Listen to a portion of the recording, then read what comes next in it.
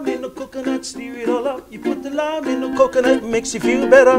And have breakfast with Bob. Cheep, cheep. Thank you, Poncho Man. Welcome, everybody, back to Breakfast with Bob, St. George edition. My name is Bob Babbitt. We're brought to you by Master Spa, Zions Bank, Quintana Roo, Forum, Smart Swim Goggles, Clash Endurance, Premium Plus Sports, and, of course, our Challenged Athletes Foundation. Our next guest, Mr. Matt Russell, has made an amazing recovery from an accident back in 2017 that really nearly cost you your life.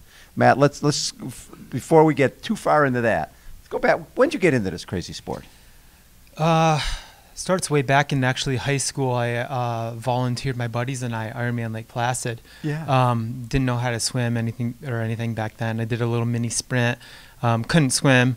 And took a 10-year hiatus because I couldn't swim pretty much. So got into cycling and running. And went to school at University of New Hampshire. And I was on the track team and on the cycling team. Did pretty well there. Then I did duathlons for a bit. Had success, won a couple of duathlon national titles. And then I'm like, hey, if I could just learn how to swim. Because not a lot of money in duathlon. No, there isn't. It's pretty small. And I enjoyed that, and I was pretty good with that. So I was like, hey, if I could just learn how to swim, I could do okay with doing triathlons. And I wanted to do an Ironman. And my first pro race and my first Ironman was Ironman Lake Placid way back in 2010. In your home area? Yep. Just so the whole family out there? Yep. That is so cool. And when did you know that, okay, I've got the ability to be really good at this? It's a progression, and I think the more I trained and the more I raced, I kind of moved up the ranks a little bit. Mm-hmm. And it's just having a positive mindset and consistency and just keep moving forward. And throughout the career, lots of wins. And 2016, you were 12th in Kona. Right, and then 17 you had racing a ton, but I think it was like 670.3s and Ironman Texas, and coming off of the 16 where you're 12th, you're thinking, okay, I'm right there. Yeah, I wanted that top 10. Absolutely, wanted that top 10. So 2017, you're on the Queen K Highway. What happens? I think I had a really actually good swim. For me, that is, as in a good swim that set me up to have a good bike. Yeah. And I think I was with like Sebastian Keenley and Lionel Sanders. We kind of swam together as a group, and I'm like, hey, this is a great group to be in. I don't really remember much of what happened. I think mile around 87 on the Queen K coming back. A SUV pulled out in front of me when I was going 35 miles per hour. Oh my God! And the injuries were what? Long story short, I almost bled to death because I severed my external jugular, my neck muscle, and I was pretty banged up. And they rushed me to the hospital, and thankfully there was an anesthesiologist doctor there that applied the right amount of pressure on me. Otherwise, I wouldn't be here right now. So definitely a miracle. The right person at the right time. Yes, for sure. And you've got right by your eye. Yeah, you almost lost your eye. Yeah, I had a stitch right next to my eye, and it goes back, 10, 12 inches. But I still have a piece of glass still right here in my neck. That will be there forever. Probably. I pulled out a few pieces, but, it makes me really grateful for each day and every single race. And, it's a choice that I'm still racing here. Yes. And it makes me really appreciate every single day. The other side of that is getting back on the bike when you go through something. How hard was that?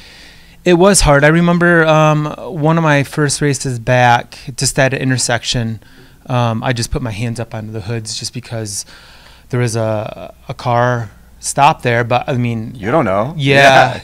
It was a little scary, but it's kind of like, hey, if you get in a bike or if you get in a car accident, are you going to drive again? Yeah, you do. Yeah, right. So, but I still do like 95% of my training inside on the trainer, but What race did you do that basically told you, okay, I'm back? I can race and not think about this? I actually jumped back pretty quickly, as in, what they say, like the saying, what doesn't kill you makes you stronger. Yeah. That's definitely true. Puts things into perspective a little bit, makes you appreciate things, more grateful. And I mean, I think I ended up doing, my first race back was Texas 70.3, and I finished third on the podium. And you know, just getting back was I was super happy that I was just back. So and yeah, that confirmed like, hey, I am back. And I think I actually set a personal best that day too. So you know, it's been quite the journey, but you know, keep moving forward and having a positive attitude is important, really, no matter what you deal with in life. So 2018, you come back to Kona. I mean, the odds of when that accident happened of us seeing you in Kona in 2018 were pretty much slim and none. Yes. And how'd you do that day? I kind of shocked, I guess, myself and everyone else. And I finished 6th in the world that day.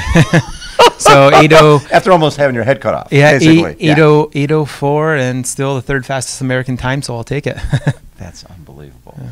And then you've had another struggle this last, is it a year and a half or so, just with seizures? Yeah, a little over a year now. Yeah, end of March, ended up having some seizures, and kind of a mystery there. But whenever you do have a TBI, traumatic brain injury, it lowers your threshold. A little odd that I had one. First one was 3.5 years after the accident. So I've definitely had some ups and downs in the last year. I ended up having to go on medication. I'm actually not the only pro that actually does take anti-seizure medication. But it was giving me lots of issues. For the first time in my career in the fall, I started actually getting an injury, and it was with my Achilles. And you were always pretty bulletproof. Yeah. I mean, I've raced up to 9 full Ironmans in a year. Yeah. But the issue was the medication. It was causing IBS, bloating, leaky gut. And if you have that, mixing with triathlon, which is a GI nightmare anyways. It was like I was almost 5 months pregnant. Yeah. And like your body's not able to absorb things, so you're not able to recover.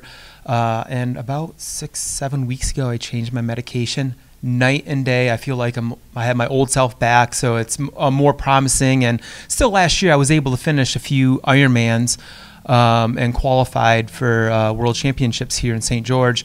But I feel like I'm on the right path now. 2019, you go back to Lake Placid, 10-year anniversary of you really being your kickoff as a pro, and you win, break the bike course record. That's Steve Larson. That's it. Yeah. That's pretty damn cool. Yeah. That wasn't the plan, you know. There was like I think a total of 7 Ironman champions, so there was a pretty stacked field, and you know, I was just hoping to get on the podium. It would have been a good day. I had a great day, and I kind of took a risk and went for it on the bike, and I got off the bike in first place, and I'm like, all right, when am I going to get run down? And it was a hot day, and you know what? I just held it steady, and people tried running up to me, but some people dropped out. Some people, I mean, long story short, I crossed that tape first, and that's I can't explain a better way to celebrate a 10-year anniversary when you have friends and family right on the course where everything started. Everything you'd gone through just to get back there. Yeah. What, after the accident, what was the lowest point for you? I think mentally it was tough.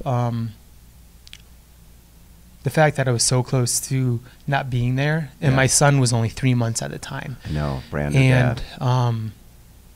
I think it just makes me really appreciate every single day. And I try to do fun things with my son. Like tomorrow he's going to do Iron Kids. I like to wrestle with him. He has a soccer game on Wednesday. So, you know, definitely more family focused and Christ focused as well. That's very cool. This course, what is this something that suits you? You know, it's going to be a very tough course. Lots of climbing on the bike. It's a course. If you're feeling good, you're going to have a good day. If you're feeling bad, it's really going to it's going to be a tough day. You. Yeah. But you know, I think I have the home course advantage. I live right here in St. George, so I've spent lots of time on the bike and the run course, and I know it, and I'm acclimated to this climate. So, you know, you never know what can happen on race day, but I feel like I'm ready. And I kind of do the same kind of setup. When I finished 6th at Kona in 2018, 2 weeks before, I raced Ironman Chattanooga and finished 2nd there. And I kind of did that same setup just a little over a week ago. I raced Ironman Texas. Yes. And where'd you finish Texas? Not my best, but not my worst. It was my ninth. I finished ninth overall, but there was like 44, 45 guys. There's a lot of pros there. Yeah, and for my first race, I kind of knocked the cobwebs off. And you know what? I'm actually feeling really good this week. So I'm a type of person, the more I race, the better I do. I was going to say, because there's like you said, one year you did, 8, 9 full Ironmans the same year. And I saw that with Ben Hoffman after he did Kona a couple years, in 2019. And he went right to Florida and had, he ran 234, 235. Joe Skipper won, but he had a phenomenal day. Yeah. And then he was at Texas. He wins Texas and ran really well. But some people can bounce back because they basically recover. And actually, he said one year he did Arizona after Kona, and he said it was almost too much time in between because you felt like you had to start training seriously again rather than just recovering. Yeah, for me, it's kind of like 2 to 3 weeks, sweet spot. And yeah, there are some people that can do it. I'm a person that recovers really quickly, but with that said, I also lose my fitness really quickly too. So it's kind of like a fine line, but you need to figure out what works for you, long story short. There aren't many pro triathletes that have national ads going on, right? You with UFOs coming into the airport here. There's billboards with you on there. Yeah. That's got TV commercials. That's pretty fun. Yeah, no, UFO is a great sponsor and a great recovery shoe too, so I'm pretty much always wearing them. I love it. Matt, best of luck on Saturday. And finish line's right here, so you'll have a big crowd out here, I guess. I certainly will. I love it. Matt Russell's been our guest. Poncho Man, take us out. Call me in the morning and tell me what to do. Call me in the morning and tell me what to do. Have breakfast with Bob. Thank you, Poncho Man. Thanks for tuning in, everybody.